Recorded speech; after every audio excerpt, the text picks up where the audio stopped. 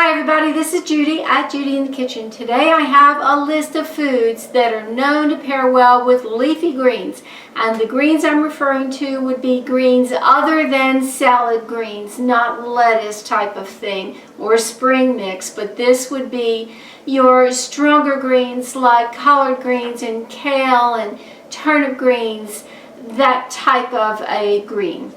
On the proteins list that includes legumes, nuts, and seeds, we have bacon, beans in general, beef, black-eyed peas, cashews, chicken, chickpeas, eggs, ham, lentils, peanuts, pecans, pine nuts, pork, salmon, and other seafood in general, sausage, sesame seeds, shrimp, sunflower seeds, tofu, turkey, and walnuts. In the vegetables category, other vegetables that pair well with the bitter greens would be chilies, chives, fennel, mushrooms, onions, parsnips, potatoes, radishes, sweet potatoes, tomatoes, and turnips. In the fruits category, we have apples, avocados, coconut, lemons, limes, olives, and oranges.